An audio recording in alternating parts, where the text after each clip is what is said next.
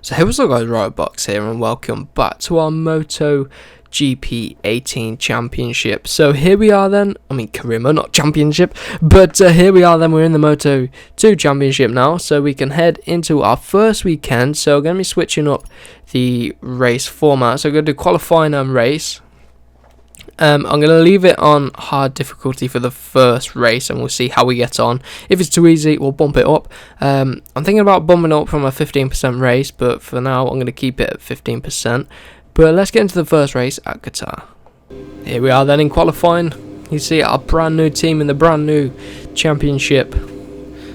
So let's see what we could do then. What we got, so it's just the one long qualifying session we've got around here, not like in MotoGP where you obviously have the two qualifying sessions. So let's get out on track then and just see how we get on.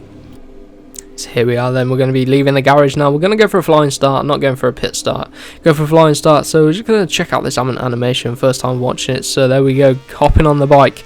So here we are then, our first flying lap. So I've skipped through the session a bit, so people have set their lap times. So as you can see, I'm going to whack traction control off, come around the final corner then. You can see Alex Marquez has set the fastest lap so far of the session. I've heard apparently he's OP in Moto2, but we'll have to wait and see. So let's get into this first lap and see how we get on. Here we are then, coming around the final corner. As you can see, it's our first flying lap. We were about 1.2 seconds off of the pace in the third sector. So coming across the line, what's the gap then to Alex Marquez? The gap is 1.8, so that's not bad first lap. We can obviously do a lot better than that. We could probably break a lot later into turn 1, as you can see already. So what I'm going to do, I'm just going to pump in some laps and we'll see if anything interesting happens and see if we can set any fastest sectors of qualifying so far. Obviously we've got a long way to go in qualifying. I'll probably do a few laps here, a few laps towards the end just to make sure we're at our quickest, and then hop into the race for the first race of Moto2. So here we are then, coming around the final corner. As you can see again, we're up on our personal best. Got a bit of a tank slapper out of there, but we're up on our personal best, and we were 0.1 off in this middle sector. Then we dropped down to 0.7 in the third. I did make a mistake, ran wide, ran around the corners, and we're still 1.5 seconds off of the pace. So braking as late as we can into turn 1. We'll probably still break a little bit later than that. So we're going to go for one more lap and see how we get on. Then we'll probably go for another lap and see how we get on again. As you can see, through the first sector, we're up by almost 0.4 of a second. So we've hooked up the first sector real nice. And as you can see, Baldassarri is now on pole position, so the field is starting to turn up the wick a bit. So let's see if we can set a decent lap, and then we'll put another one in at the end and see where we end up in qualifying then.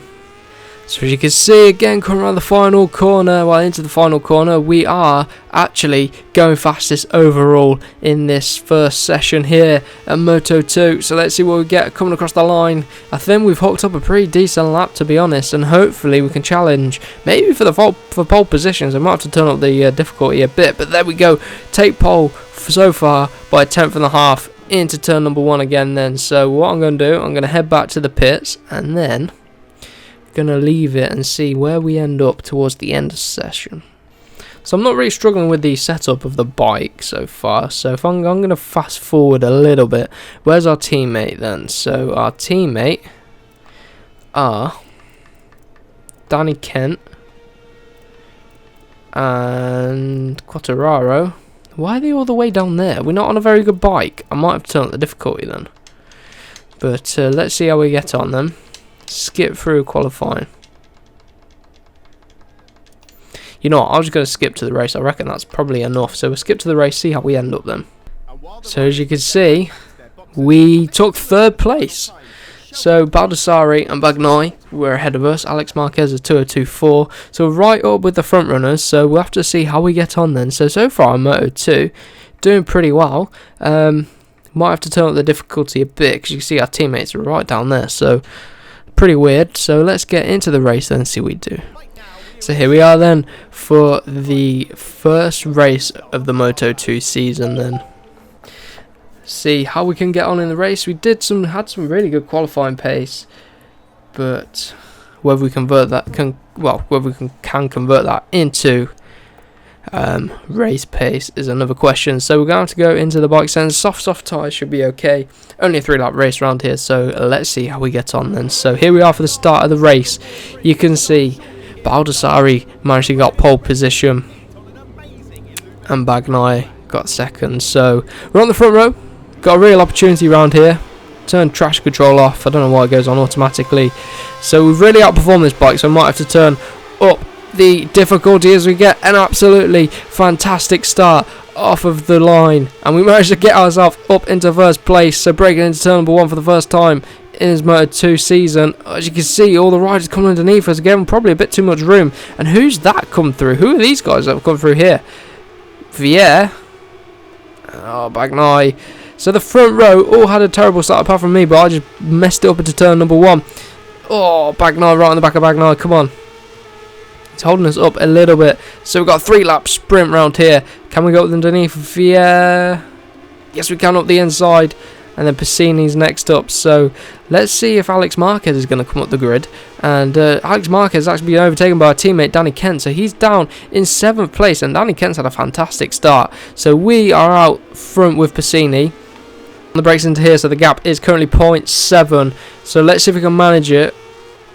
And try not to lose touch with Piscini. Because this could be a real chance to take our first victory in Moto2, make it our debut race as well in Moto2. That would be absolutely fantastic. We've got a real chance here then to make that come true. So just pushing on the speed up racing bike. Actually a pretty decent bike, to be honest. I'm not sure why my teammates didn't do too well in qualifying. To get over the bump there, pushes us out wide a bit. We've just got to watch the gap to the guys behind. So far so good. Doing a pretty neat first lap. Vier's right with us, but Piscini's starting to edge out. Probably a couple of hundredths per corner. We close it in the final corner, but we run out wide, bring it back round, straighten it up, and let's see what the gap is as we cross the line for the first time then. So we've got 2 more laps in this race. Vier's right with us. 2087, 2093 we do. So very late on the brakes into turn number 1 then. Oh, you can see the bike getting out of shape underneath of us. So onto the back of Mattia Piscini. We can't really close in. We're struggling to close it in a bit. Closing it in for the first half of the lap as I get across the gravel there. If you get across the curb, it really does affect you. Oh, as you can see, getting a bit of a corner cut there. We get away with it though. I absolutely love these Moto2 bikes. They're such a nice bike to ride. They sound so cool as well compared to Moto3. Moto3 just so slow. Obviously they're meant to be, but they're just not enjoyable to ride on this game, I don't think. Whereas the Moto2 is a good bike to sort of learn the tracks. And we've got someone right on the back of us. Who is this right on the back of us? They're going to hold the inside. It's Bagnaia. He's underneath of us. He's obviously cleared Vier behind, and Bagnaia's obviously had some really good qualifying pace. We've got the inside line for the next corner though, up the inside, hold it. Oh, we missed our apex a little bit, and he's switched back. He's got underneath us, so I think the race for first is off for us because of Bagnaia right on the back of him. He's right there. Oh, look at the wheel spin we got on the curb there. We're really tearing through these soft tyres. I mean, if you look at the graphic in the bottom right. So we're onto the straight then for the second time, and coming across the line, and then we're going on to the final lap. So you can see Bagnaia is pulled out a little bit, struggling with traction at the rear. We got 4 tenths off of Piscini, so Piscini is doing an absolutely monster job at the front as we come underneath Bagnaia's the rear. I'm really leaning on the front on the brakes, so you can see if you look in the bottom right, the front tyres are really worn compared to the rears. I can't understand why. Might have to whack a medium tyre in the front. As you can see, the rear stepping out on us. I'm not sure if Milestone have added in scaling for the 3-lap races, but the soft tyre should last more than 3 laps. They must have added in scaling. So for the next race out, I feel like I'm riding on ice at the minute, and Piscini's slowed down a bit, and we're going with Bagnaia, but Bagnaia looks like I'm going on a late charge for Piscini, but I'm really not confident on these tyres.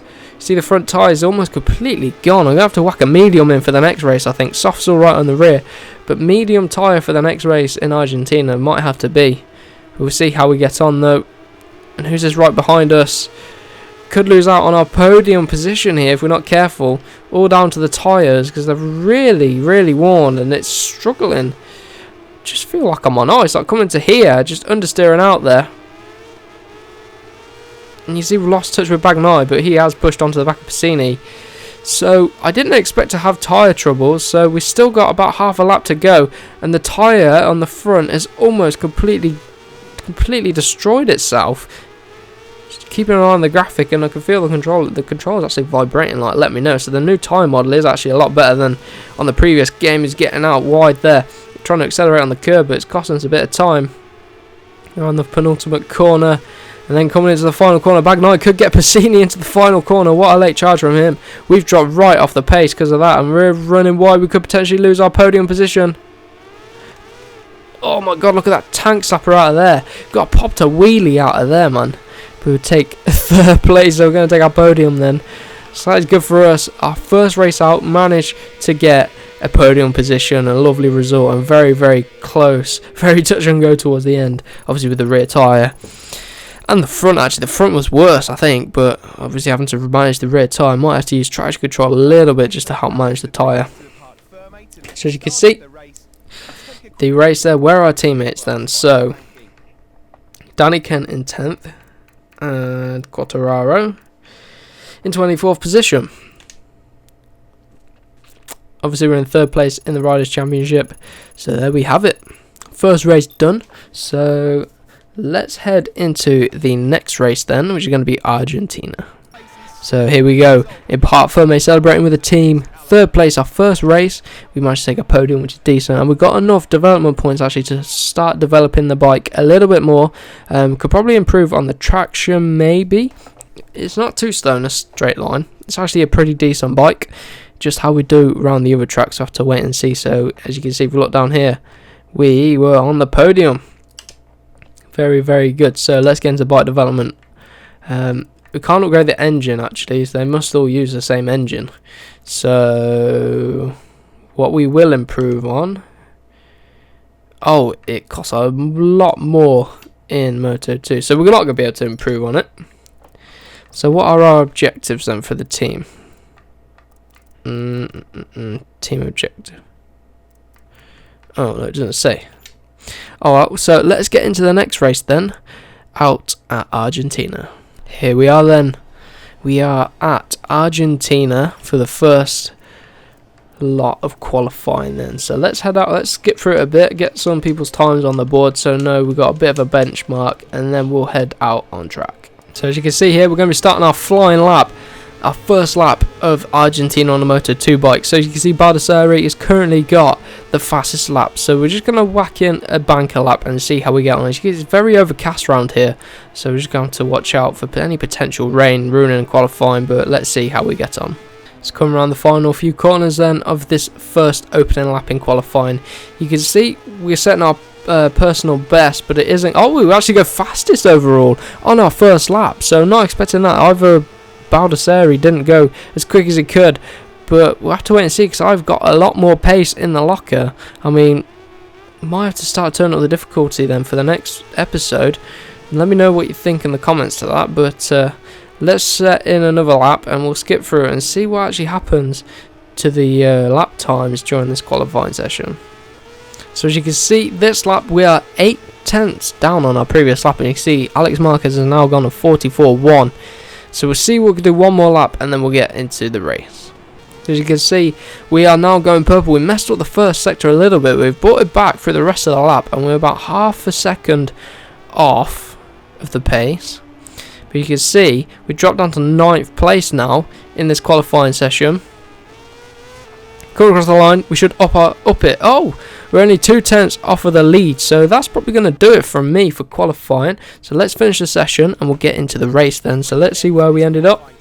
4th place still, so Baldassarri is 2 tenths quicker than us, and everyone else, Alex Marquez 44.0, Bagnaia 44.0, me 44.0, and then it's Oliveira and Binder on the KTMs. And where are our teammates? Quartararo 14th and Danny Kent 22nd. So here we are at Argentina then for the second round of the Moto2 Championship in our MotoGP 18 career mode, and I've forgotten to put a medium tyre in the front. So I'm going to do one more with the soft, see if the same thing happens at this track, because obviously the previous track was a night race and it was a very, very long track. So we'll see. If it happens here, then I'm definitely going to whack on some mediums. So we'll try to push too hard, but let's see if we get a pretty decent start. Not as good as a start as out in Qatar, but again a better start than the VR46 team of Bagnaia, but he comes up the inside into turn number 1. Very aggressive there from Bagnaia. So let's see where we can get him then. On the brakes, can we get up the inside? Oh, no we can't. Well, on the back of him then. Through here, very bumpy through here, so we're going to have to upgrade the suspension, make it ride the bumps a bit better. So we've dropped back into 4th place after the start, but Bagnaia's hopped forward. So we've got Brad Binder behind as well. So see, whereabouts should we brake into here? You see the bike's moving underneath of us there. That isn't going to help with the tyre wear. We're running a bit out wide there, and Brad Binder, oh, look at the wheel spin through there. Brad Binder comes underneath of us. I just tried to hop on the accelerator a little bit earlier, and it gave us a massive slap of wheel spin there as we're coming in on the brakes of Brad Binder. Slotting back in front of him. We're making a lot of contact with Brad Binder at the start of this race on that KTM, and that has meant we've lost touch with Bagnaia a little bit. You can see already the tyres are starting to go, so the soft tyres on the 3-lap race are very difficult to get right on these Moto2 bikes. So might have to start using some medium tyres. We did get a massive tank slapper, which is probably didn't help. So coming around the final corner for the first time then.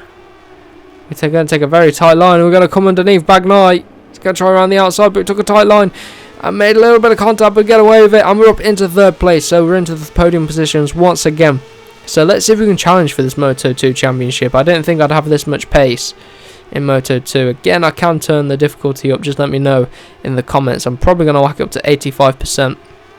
Been running 80% for the past week or so since the game's been released. So we can start whacking it up, ready for obviously the esports as well that's going to be coming. Oh wow, need to start upping the pace if we want to compete in the esports championship. No chance I'm going to get to win, but let's see how far we can go. It's a bit of a challenge. Probably have to start using the front and back brakes separately, but we'll have to wait and see. So here we are then on the brakes. Oh, the bike's getting all out of shape. Getting over the curb there. Marquez is pulling out a bit with Baldassari. Oh no, we've run very deep. We've overcooked it there. Let's bring it back. Oh! Bagnaia. Contact there as we returned onto the track. Probably off-rolled a little bit. Probably should have checked a bit more, but we get away with it and we stay in 3rd place. But we do have Bagnaia on the back of us. He's only 4 and a bit tenths off of the back of us, and Marquez pulled out massively. So we're going to be coming on to the final lap then. As you can see, the tyres again, they are going real quick, and again it's more the front tyre. I'm probably leaning on it too much in the braking zone as we go very deep there. But these front tyres do not like me on the Moto2 bike. On the MotoGP bikes, it's not as bad. But on the Moto2 bikes, it's all the front tyre which is going. Which is a bit weird. So probably going to have to whack on a medium on the front. But it's not too bad around here. But most races probably going to need a medium. As you can see the tyre wear on the rear is starting to rack up. And the rear tyre, you can see we're getting slaps of oversteer. So what's the gap to Alex Marquez as we come through here? Take a nice tight line to the apex there, but Bagnaia's right on the back of us. Could lose out on this podium position if we're not careful to Bagnaia. Here he comes, he's going to come up the inside surely. Need to brake as late as we possibly can. Bring it in. Oh, Bagnaia's up the inside. Stick it with him, stick it with him. Again, I'm popping a wheelie out of there. Again, it's the front tyre which is gone. We weren't very late on the brakes into there. I have no confidence on the brakes. The front tyre is really starting to wear out. Oh, braking very late. Look at the rear slapping on us there. Looks like we might lose out on this podium position. to turn 9 then, right on the back of him again. Can we do him into the final corner then, coming around turn 11.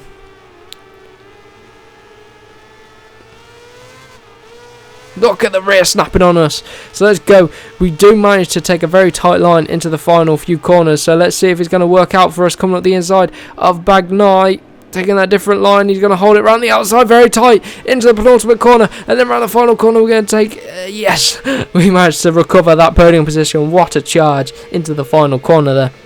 If you take a very tight line into that final corner, you will get the overtake on the AI, so you take a wider entry and cut it back. But if you can sneak up the inside, and if they see you coming, they won't knock you off. And there we go, we take back-to-back podiums in our Moto2 Championship. This is our debut season, so we might not even end up finishing Moto2, but I think I would.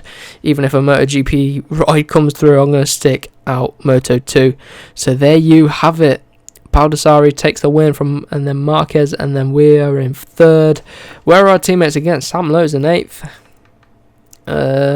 Right down here. So our team, we haven't got a fantastic bike, but we're doing okay. And we are still in 3rd position. Alex Marquez 1 point behind us. Bagnai 1 point ahead of us. And then 3 points ahead is Baldassarri. So we should get a lot of development points and a lot of rep as well. So we're actually gaining some more team trust as well, which is decent for us. And we got the achievement MotoGP Legend. I imagine that's 50 podiums or 50 races maybe. We'll have to wait and see. So there we go, we're on the podium once again. Marquez takes a win in the MotoGP Championship. So let's see how the standings line up for MotoGP actually. Joint points there. Moto3, Jorge Martin leading. So let's get into some bike development before we end off the episode. So I'm going to go for aero. Maybe, no, we'll go for frame.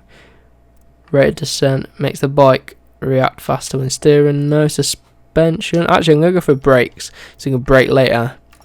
Upgrade the brakes slightly. There we go. So there we have it for the opening episode of Moto2 in the MotoGP 18 career mode. I hope you did enjoy. If you did, remember to give it a like, comment and subscribe for more. Make sure you follow me on Instagram and Twitter as well. The links will be in the description. So we'll see you in the next one.